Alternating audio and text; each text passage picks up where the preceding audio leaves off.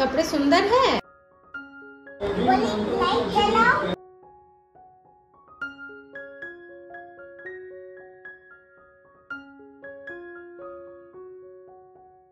Good afternoon everyone, आशा करছি তোমরা সবাই ভালো আছো। আমরাও খুব ভালো আছি। চলে এসেছি আবার একটা ঝলমলে ভিডিও নিয়ে। আজকে সানডে, তার সাথে সাথে সানডে হওয়ার সাথে সাথে স্পেশাল একটা দিন, সেটা হলো আজকে জামাই ষষ্ঠী। তবে জামাইয়ের আজকে কোনো স্পেশাল আপ্যায়ন করা হচ্ছে না।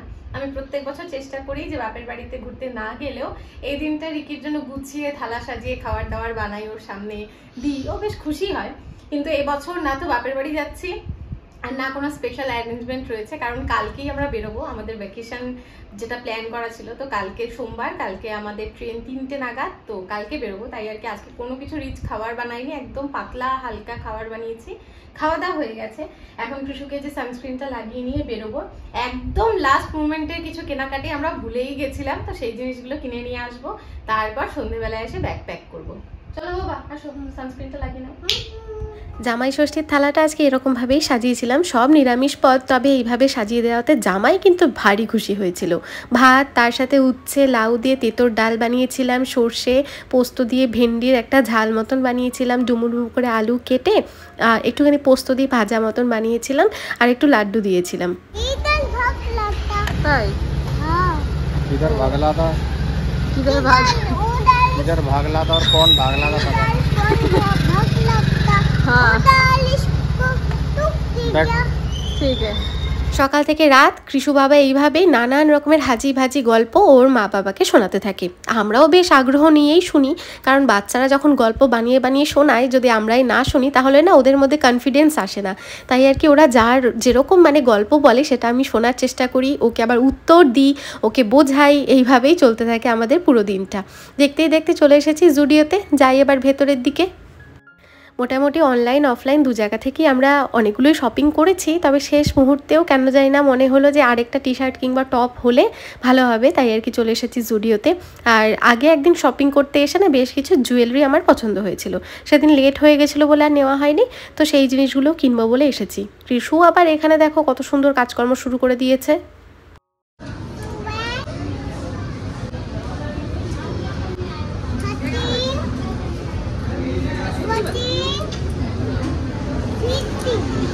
এক একটা করে হ্যাঙ্গারের জামা কাপড় নিচ্ছে আর কাউন্ট করে সাইড করে রাখছে। এটাই হচ্ছে ওর কাজ। পুরো শপিং মলে দৌড়াদৌড়ি করার থেকে আমরা ভেবেছি যে এই কাজটাই করুক, তাও চোখের সামনে থাকবে। এখানে আমার জুয়েলারিগুলো নেওয়া হয়ে গেছে। টপ পছন্দ হয়নি, তাই আর কি সেটা নিয়ে নিই। হঠাৎ করে দেখছি কৃষু একদম সাইডের দিকে বসে এই যে ডিগবাজি খাওয়ার প্রস্তুতি নিচ্ছিল, তাই আর কি তাড়াতাড়ি করে ওকে সরিয়ে নিয়েছি, কারণ একবার যদি ডিগবাজিটা খেয়ে নিত তাহলে পিঠে বা মাথায় কিংবা ঘাড়ে লাগার একটা সম্ভাবনা থাকতো। এবার ওকে ডিগবাজি খেতে দিইনি, তাই আর কি মুখটা ভীষণ ফুলিয়ে নিয়েছে, কিছুতেই বাইরে আসতে চাইছিল না, তাই কোলে করে নিয়ে চলে এসেছি। ওর বাবা ওকে কতবার বোঝানোর চেষ্টা করছে যে বাবা এরকম করলে ব্যথা লাগবে, কিন্তু কে শোনে কার কথা। মাঝে মাঝে বাচ্চারা যে এরকম করবে এটা ভীষণ স্বাভাবিক, তাই আর কি বকাঝকা করিনি।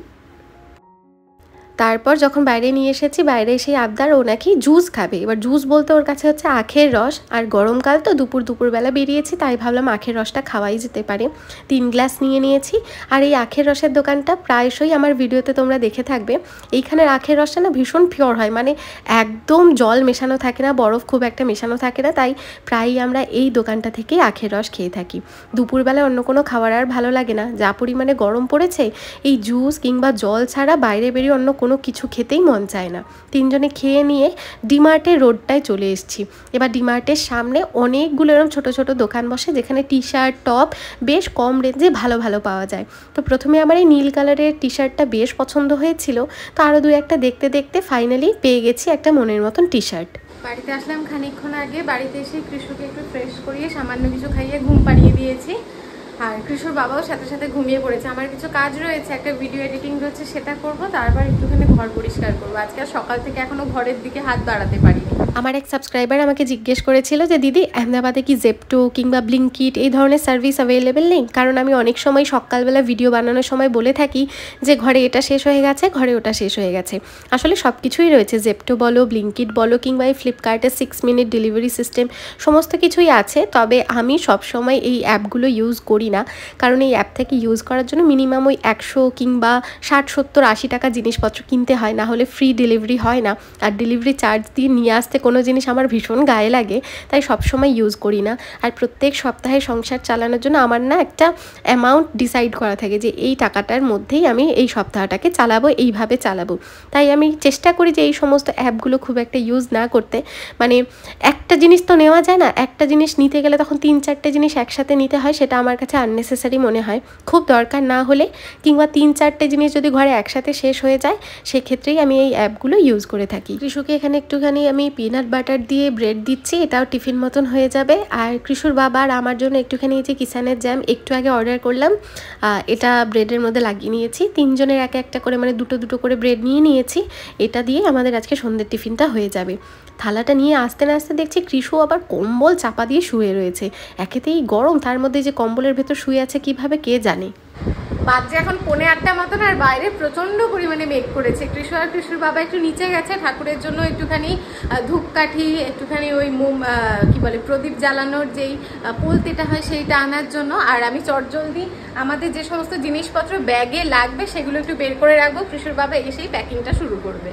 আসলে যেখানে ঘুরতে যাচ্ছি সেখানে যে খুব ঝিকঝাক জিনিসপত্র পরে ভালো লাগবে তা না। আর আমি ন্যাচারালিও খুব একটা ঝিকঝাক জিনিসপত্র পছন্দ করি না, মানে চুমকি চামকা এই সমস্ত জিনিস। তো জুডিওর এই জুয়েলারিগুলো আমার বেশ ভালো লেগেছে, বেশ সিম্পল মনে হয়েছে, তাই আর কি এই কয়েকটা জিনিস কিনেছি। এগুলো তো জুডিও থেকে কিনেইছি, তবে এগুলোর সাথে একটা টি শার্ট কিংবা কোনো একটা টপ কেনার জন্য গেছিলাম। 1-2 টপ কিনেছি, তবে এক্সট্রা আরেকটা কেনার জন্যই গেছিলাম। কিন্তু সামহাও আজকে জুডিও থেকে কোনো কিছুই পছন্দ হচ্ছিল না। তারপর স্টাইল আপে গেছিলাম, মানে কিছুই যেন ভালো লাগছিল না। শুধু মনে হচ্ছিল যে মানে দাম অনুযায়ী হয়তো জিনিসটা ভালো না বা জিনিসটা আমার পছন্দ হচ্ছে না, তো আমরা জিনিসপত্র নিয়ে নিই। কিন্তু রাস্তার ধারে ডিমার্টের সামনে বেশ লাইন দিয়ে কতগুলো দোকান বসে, সেখানে টি শার্টের কালেকশন আমার বেশ ভালো লাগে। তো প্রথমে ওই দোকানটায় গেলাম। ব্লু কালারের টি শার্টগুলো আমার ভীষণ ভালো লাগছিল, তবে যেই না এই হোয়াইট কালারের টি শার্টটা দেখেছি আমি আর নিজেকে আটকাতে পারিনি। মানে আমি সাদা ভীষণ পছন্দ করি, সাদা কিংবা হলুদ কালার আমার ভীষণ প্রিয়। তো এই টি শার্টটা নিলাম। ব্যাক সাইডটা হচ্ছে এইটা আর ফ্রন্ট সাইডটা হচ্ছে এইটা। ট্রলিটা বের করে নিয়ে এসেছি। আসলে কৃষু গেছে নিচে, তাই এই সুযোগে ট্রলিটা বের করেছি, কারণ 3টে ট্রলি একসাথে দেখলে ও আবার একটা ট্রলির ভেতরে ঢুকে বসে থাকে, তারপর আর ট্রলিগুলো গুছিয়ে রাখা যায় না। তাই আর কি ও নিচে যাওয়ার সুযোগেই আমি তাড়াতাড়ি করে মিডিয়াম সাইজের যে ট্রলিটা আছে সেটা বের করে নিয়েছি। কৃষুর জন্য ফার্স্ট ক্রাই থেকে এই যে 3টে প্যান্টের সেট নিয়েছি, এটা ওর কাজে লাগবে। এই ধরনের প্যান্টের সেটগুলো না ভীষণ ভালো, তো এটা 3টে নিয়েছি। আর জুডিও থেকে এই যে দেখো কৃষুর জন্য একটা ভেস্ট নিয়েছি, এইটা দেখাতে না দেখাতে কৃষু বাবা আবার চলে এসেছে। পেপার বোর্ড নিয়ে এসছে একটা আমার জন্য, আর একটা হাতে ধরে চিপস নিয়ে এসছে। ও এই জাতীয় জিনিসগুলো খুব একটা খায় না, ওই হয়তো 1-8টা খাবে আর আমাকে দেখিয়ে দেখে একবার হয়তো সিপ নেবে। এই যে এই গ্রিন কালারের একটা শার্ট মতন নিয়েছি, আর তার সাথে সাথে এই একটা শার্ট মতন নিয়েছি, এগুলো জুডিও থেকে নিয়েছি। বাবু কাপড়ে সুন্দর হ্যাঁ। আচ্ছা কৃষি, এগুলো আমরা কোথা থেকে কিনেছি? জুডিও থেকে। বাহ। এবার দেখাই কৃষুর বাবার জামাই ষষ্ঠীর শপিং, মানে শপিং বলতে মা এগুলো পাঠিয়েছে জামাই ষষ্ঠীতে। এই যে অলিভ গ্রিন কালারের টি শার্টটা, তারপরে এই ব্ল্যাক কালারের ভেস্টটা, এটা, আর তার সাথে সাথে একটা মভ পিঙ্ক কালারের টি শার্ট। 3টে টি শার্ট একসাথে মা জামাই ষষ্ঠীতে জামাইকে পাঠিয়েছে। আসলে যেখানে আমরা ঘুরতে যাব যাতে সেখানে ইউজ করতে পারি সেই হিসেবেই এবারের গিফটগুলো পাঠিয়েছে। তার সাথে কৃষুর জন্য এই হোয়াইট কালারের শার্টটা, এই শার্টটায় পুরোটা কিন্তু এমব্রয়ডারি করা রয়েছে। আর তার সাথে এই মাল্টি কালারের শার্টটা মা জামাই ষষ্ঠীতে নাতিকে দিয়েছে। তো জামাই আর নাতিকে দিয়েছে, আমি কিন্তু একেবারে ফাউ।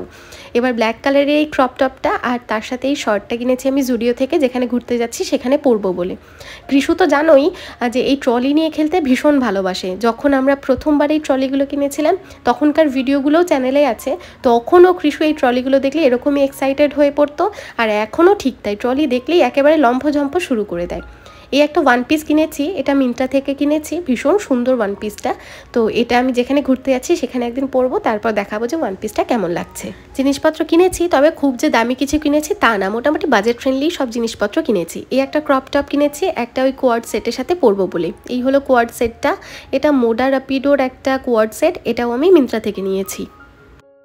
আমাদের এখানে ব্যাগ প্যাক করা কমপ্লিট, আর রান্না তো করাই আছে, দুপুরে সব রান্না রয়েছে। এখানে আমি ভাতটা শুধু বসিয়ে দিয়েছি। বাবারে, কে এটা? কে এটা এরকম করে চেঁচাচ্ছে? কে কে? আরে মা, পার্পল থেকে আমি একটা জিনিস অর্ডার করেছিলাম, তো সেটা যেই বক্সে এসেছিলো সেই বক্সটা নিয়ে কৃষু দেখো ব্যাগ বানিয়ে খেলছে। আসলে বাচ্চারা ছোট ছোট জিনিসেই না বেশি খুশি হয়, আর মাঝে মাঝে ওরা ছোট ছোট ব্যাপারে এত পরিমাণে বুদ্ধি লাগিয়ে নেয়, আমরা বড়রাই মাঝে মাঝে অবাক হয়ে যাই যে ওরা এত বুদ্ধি কোথা থেকে পায় এই ছোট্ট বয়সে। ঘরে লাইট জ্বালাবো কেন? ঠিক আছে। কৃষুর অন্ধকারে একটুখানি ভয় ভয় লাগে, কোনো ঘরের লাইট বন্ধ করতে দেয় না। আমি ওই বেডরুমের লাইটটা বন্ধ করে এসেছি, তাই বলছে মাম্মি ঘরের লাইটটা জ্বালাও।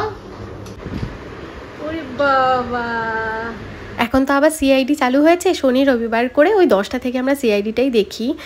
ওইটাই দেখছিলাম, আর দেখতে দেখতে মোটামুটি খাওয়া দাওয়া করবো এটাই ডিসাইড করেছি। এদিকে কৃষু তো ওর মানে এক একটা দুষ্টুমি একের পর এক যেন পালা দিয়েও সাজিয়েই রাখে যে এই দুষ্টুমির পর এই দুষ্টুমিটা করব। কখনো লাফাচ্ছে, কখনো খেলছে, কখনো আমাদের কাছে এসে বসছে, এই করছে।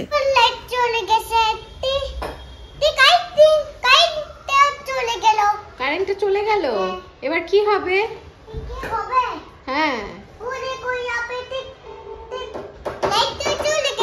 হ্যাঁ, লাইটটা তো চলে গেল। লাইট গেছে মোটামুটি ওই 10টা 15-20 নাগাদ, আর এখন বাজছে 12টা। এই একটু আগে লাইট এসছে, মাঝখানে 2-1 লাইট এসছে, ভোল্টেজ কম ছিল, আপ ডাউন করছিল, তো আবার লাইটটা চলে গেছিল। তো ফাইনালি লাইট এসছে, আর আমরা ওই অন্ধকারে এই ফোনের লাইট জ্বালিয়ে খাবার দাবার খেয়ে নিয়েছি, কৃষুকেও খাইয়ে দিয়েছি। এখন আমরা শুয়ে পড়ছি, কালকে আবার বেরোনোর রয়েছে, আমাকে আবার অনেক সকালে উঠতে হবে, অনেক কিছু কাজকর্ম রয়েছে, সেগুলো করতে হবে।